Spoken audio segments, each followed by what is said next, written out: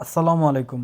আজকেও আমার লাউ কাটতে হচ্ছে। লাউ একবার ফলন দেওয়া শুরু করলে প্রায় ১ দিন পর পরই কাটা লাগে বা ২ দিন পর পরও মাঝে মধ্যে কাটা হয়। যদিও আমরা এখন চেষ্টা করছি ২ দিন পর পর কাটার জন্য, কারণ বর্তমান সময়ে দাম একদমই নেই।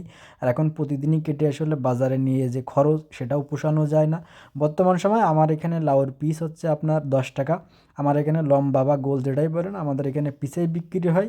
আমাদের এখানে কেজিতে বিক্রি হয় না।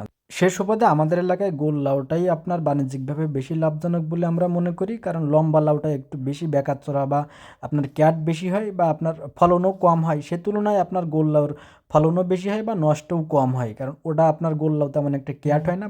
এখন হয়তো অনেকে প্রশ্ন করতে পারেন যে তাহলে আমি কেন লম্বা লাউ চাষ করছি? এটা আসলে আপনাদের জন্যই চাষ করা।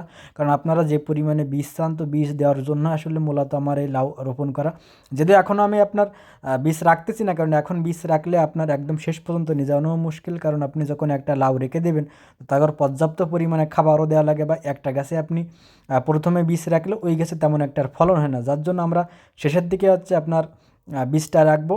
আর আমার লাউ মূলত হচ্ছে আপনার বিভিন্ন জায়গায় করা। আমার প্রজেক্ট প্রায় ১৫০%, তো এর বিভিন্ন জায়গায় ছোট, ছোট করে করা। আপনার একাধারে পুরো সাইডে আমার লাউটা দেওয়া নাই। তো এইটা এখানে আমার প্রায় ৩-৪ কাঠার মতো একটা জমি আছে। এর সাইড দিয়েও একটা বাঁধ দেওয়া আছে।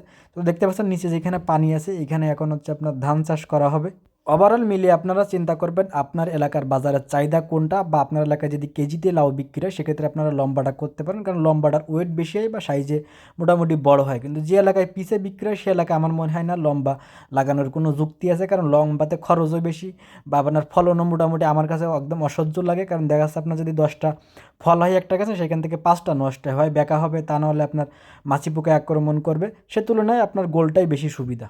লাউ চাষটা কিন্তু যথেষ্ট লাভজনক একটা ফসল, কারণ আপনার যতদিন পর্যন্ত ফল দেবে, একবার হারভেস্ট শুরু হলে প্রায় ১ দিন পর পরই কাটা লাগে। যদিও এখন একদমই সবজির দাম নাই, এরপরেও লাউটার দাম মোটামুটি আছে। যেমন ৳১০ পিস আমরা বিক্রি করতেছি, এটাও আমাদের লাভ বললে ভুল হবে না, কারণ আপনার অন্য অন্য সবজি টোটালি বাজারে নিচ্ছে না। সেখানে আপনার লাউ প্রতিদিন পর পর কাটা লাগছে, ১ দিন পর পর, সেখানে আমরা ৳১০ করে পাচ্ছি। এতেও আমরা খুশি, আলহামদুলিল্লাহ। অনেকেই প্রশ্ন করেন যে ভাই আমার লাউর জালি নষ্ট হয়ে যাচ্ছে বা হলুদ হয়ে যাচ্ছে।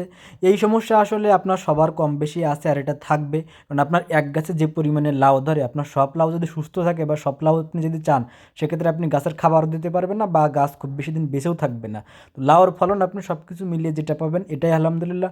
টুকিটাকি কীটনাশক দেওয়ার চেষ্টা করবেন, কিন্তু আপনি অতিরিক্ত যদি আপনি এই মাছি মারতে যান, সেক্ষেত্রে কিন্তু আপনার হিটের বিপরীতেও কাজ করতে পারে। কারণ আপনি যখন সাদা মাছি মারতে যাবেন, তখন ওই সঙ্গে আপনার মৌমাছিগুলোও মারা যাইতে পারে যখন আপনি অতিরিক্ত কীটনাশক দিবেন।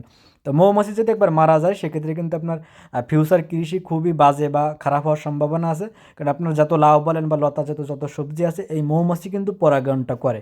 এটা কিন্তু আমাদের ম্যানুয়ালি পরাগায়ন করা লাগে না।